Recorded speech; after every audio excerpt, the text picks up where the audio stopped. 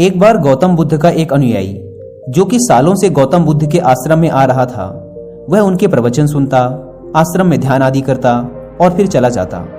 लेकिन अचानक कुछ दिनों से उसने आश्रम में आना ही बंद कर दिया था।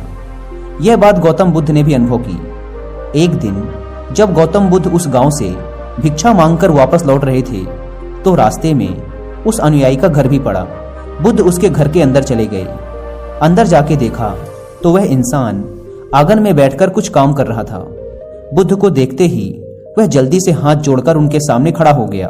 उसने बुद्ध को पीने के लिए शीतल जल दिया और बैठने के लिए आंगन के चबूतरे पर एक चटाई बिछाई। बुद्ध चटाई पर आराम से बैठ गए। फिर बुद्ध ने उस अनुयायी से पूछा, तुम्हारे घर परिवार में सब कुछ ठीक तो है ना? अनुयायी बोला, हाँ भंते, सब ठीक है। बुद्ध ने पूछा, फिर तुमने आजकल आश्रम में आना क्यों छोड़ दिया? यह सुन वह अनुयायी थोड़ा सा शर्मिंदा होने लगा। फिर बोला, अब मैं आपको कैसे बताऊं बुद्ध? गौतम बुद्ध ने कहा, तुम निसंकोच कह सकते हो। अनुयायी ने कहा, मेरे वस्त्र बहुत ही पुराने हो चुके हैं, वे कई जगह से फट गए हैं, उनमें छेद निकल आए हैं, अब वो बिल्कुल भी पहनने लायक रहे ही नहीं। बुद्ध ने अनुयायी के वस्त्र देखे, वे सच में बहुत ही बुरी हालत में थे, जगह जगह से घिस चुके थे, कई सारे छेद थे उनमें। इसके बाद बुद्ध उठ खड़े हुए और मुस्कुराते हुए अनुयायी के कंधे पर हाथ रखकर बोले, चिंता मत करो, सब ठीक हो जाएगा। शाम के समय जब आश्रम से सभी अनुयायी बुद्ध के प्रवचन सुन घर वापस जा रहे थे तो बुद्ध ने अपने एक धनवान अनुयायी को रुकने के लिए कहा। जब सब चले गए तो बुद्ध ने अकेले में उस धनवान अनुयायी से अपने उस गरीब अनुयायी को 2 जोड़ी वस्त्र देने को कहा।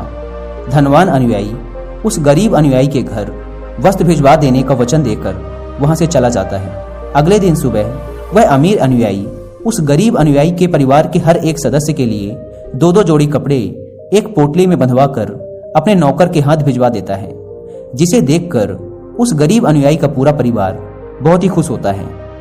अगले दिन जब वह गरीब अनुयायी दोबारा से बुद्ध के आश्रम उनके प्रवचन सुनने आता है तो अंत में जाते समय बुद्ध उस अनुयायी को रोककर उससे पूछते हैं, क्या अब तुम अपने नए वस्त्रों में आराम से हो? तुम्हें और कुछ तो नहीं चाहिए? अनुयायी ने कहा, पहले तो आपका बहुत बहुत आभार भंते, मैं इन कपड़ों में बिल्कुल आराम से हूं और मुझे अब और कुछ नहीं चाहिए। बुद्ध ने आगे पूछा, अब जबकि तुम्हें नए वस्त्र प्राप्त हो चुके हैं तो तुमने अपने पुराने वस्त्रों का क्या किया? अनुयायी ने कहा, हमारा परिवार अब से उन्हें बिस्तर में बिछाने और ओढ़ने के काम मिलेगा, अब हम उन्हें ओढ़नी की तरह उपयोग में लेंगे। बुद्ध ने कहा, फिर तुमने अपनी पुरानी ओढ़नी का क्या किया? अनुयायी ने कहा, बुद्ध, मैंने उसे अपने घर की खिड़कियों में पर्दे की तरह लगा दिया है। बुद्ध ने कहा, तो क्या तुमने अपने पुराने पर्दे फेंक दिए? अनुयायी बोला, नहीं भंते, अब मैं उन पर्दों के छोटे छोटे टुकड़े करके उनका उपयोग रसोई में गर्म बर्तनों को उतारने और पकड़ने के लिए कर रहा हूँ। बुद्ध ने पूछा, तो फिर तुमने रसोई के पुराने कपड़ों का क्या किया? अनुयायी ने कहा, अब मैं उनका उपयोग घर में पोछा लगाने के लिए करूंगा। बुद्ध ने कहा, तो फिर तुम्हारे पुराने पोछे का क्या हुआ?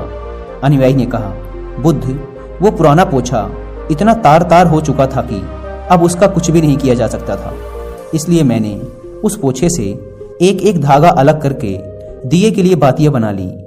उन्हीं में से कुछ बातियां मैंने आश्रम में दान कर दी हैं, जो अब आज रात से आपके कक्ष में प्रकाशित होंगी। यह सुन बुद्ध अनुयायी से संतुष्ट हो गए। वे इस बात से बहुत खुश थे कि उनका शिष्य वस्तुओं को बर्बाद नहीं करता, बल्कि उनका सही से उपयोग करना जानता है।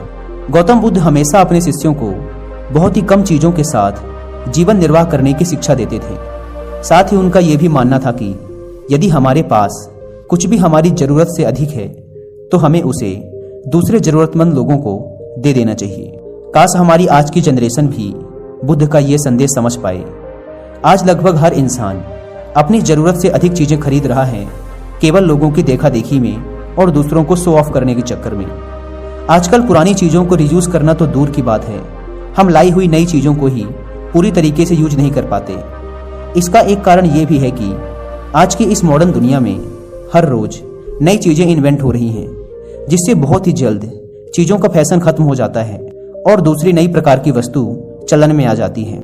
आजकल जब हम कोई फोन या इलेक्ट्रॉनिक प्रोडक्ट लेते हैं तो उनमें कितने तरह के फंक्शन की जांच करते हैं, लेकिन एक सर्वे के अनुसार एक इंसान अपने फ़ोन के 60% फीचर्स कभी यूज ही नहीं करता या फिर बहुत ही कम बार उसे यूज करता है। यानी कि अगर वो फीचर्स ना भी होते तब भी उस इंसान का काम रुकने वाला नहीं था। पर यह तो है मानव निर्मित चीज़ों की बात, लेकिन समझदारी से यूज करने की सबसे ज़्यादा ज़रूरत हमारे प्राकृतिक संसाधनों जैसे पेट्रोलियम, नेचुरल गैस और कुछ बहुत ही महत्वपूर्ण चीज़ें जैसे पानी और बिजली को है। आज जब प्राकृतिक संसाधन दिन प्रतिदिन खत्म होते जा रहे हैं तो ऐसे में हमें भी पूरा प्रयास करना चाहिए कि चीज़ें कम से कम बर्बाद करें और अपने छोटे छोटे प्रयत्नों से इस पृथ्वी को सुरक्षित बनाकर रखें।